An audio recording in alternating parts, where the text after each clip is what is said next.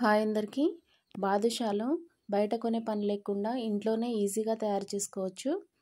అది కూడా మైదా వాడకుండా గోధుమ పిండితోనే హెల్తీగా చేసుకోవచ్చు. దానికోసం ముందుగా 2 కప్పుల గోధుమ పిండి తీసుకొని అందులో 1/2 టీ స్పూన్ వంట సోడా వేసుకోవాలి. అందులోనే చిటికెడు ఉప్పు కూడా వేయాలి. ఉప్పు వేయడం వలన స్వీట్స్ మరింత టేస్టీగా ఉంటాయి. ఇప్పుడు పిండి మొత్తాన్ని ఒకసారి కలుపుకున్న తర్వాత అందులో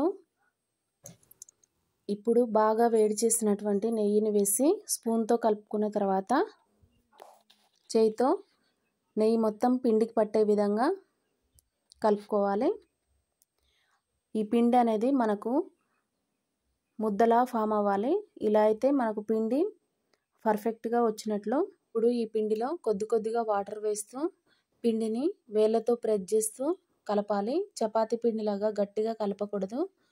అలా కలిపినట్లయితే బాదుషాలు అనేవి జ్యూసీగా రావు, గట్టిగా అయిపోతాయి. ఇలా వేళ్ళతో ప్రెస్ చేస్తూ కలుపుకున్నట్లయితే మనకు బాదుషాలు పర్ఫెక్ట్గా వస్తాయి. ఇలా కలుపుకున్న తర్వాత ఇప్పుడు పిండి తీసి చూపిస్తున్నాను. ఇలా మనకు పిండి అనేది తుంచితే తునిగిపోవాలి. అలా అయితే బాదుషాలు అనేవి పర్ఫెక్ట్గా వస్తాయి. ఇప్పుడు ఈ పిండిని ఒక 5 నిమిషాల పాటు పక్కకు పెట్టుకున్న తర్వాత బాదుషాల్లాగా ప్రిపేర్ చేసుకోవాలి.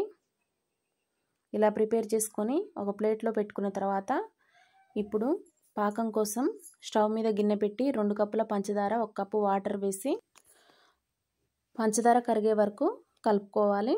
ఇలా కలుపుకున్న తర్వాత మనకు పాకం ఏం అవసరం లేదు. ఇలా స్టిక్కీగా అయిపోతే సరిపోతుంది. ఇప్పుడు స్టవ్ మీద గిన్నె పెట్టుకొని ఆయిల్ వేసి ఆయిల్ ఏమి హీట్ అవ్వని అవసరం లేదు. లో ఫ్లేమ్ మీదనే బాదుషాలన్నీ ఫ్రై చేసుకోవాలి. ఇలా లో ఫ్లేమ్ మీద పెట్టుకొని చేసుకోవడం వలన బాదుషా అనేది లోపల వరకు ఉడికి చాలా టేస్టీగా ఉంటుంది. ఇవి కొద్దిసేపటి తర్వాత మనకు ఇలా పైకి తేలుతాయి. ఇవి రెండో సైడ్ తిప్పుకొని ఫ్రై చేసుకోవాలి. వీటిని 2 నిమిషాలు ఫ్రై చేసుకున్న తర్వాత మనకు గోల్డెన్ బ్రౌన్ కలర్ వస్తాయి. ఇలా వచ్చినట్లయితే బాదుషాలు ఫ్రై అయిపోయినట్లే. ఇప్పుడు వీటిని తీసి షుగర్ సిరప్లో వేసుకోవాలి. ఇలా వేసుకున్న తర్వాత 2 నిమిషాలు షుగర్ సిరప్ను పీల్చుకొని జ్యూసీగా తయారవుతాయి. ఇప్పుడు వీటిని తీసి ఒక ప్లేట్లో వేసుకోవాలి. ఒకదాన్ని తీసి బ్రేక్ చేసి చూపిస్తున్నాను ఎలా వచ్చాయో. చూడండి ఎంత పర్ఫెక్ట్గా ఉన్నాయో. మీరు ఒకసారి ఇలా ట్రై చేసి చూడండి. వీడియో నచ్చినట్లయితే లైక్ చేసి సబ్స్క్రైబ్ చేసుకోండి.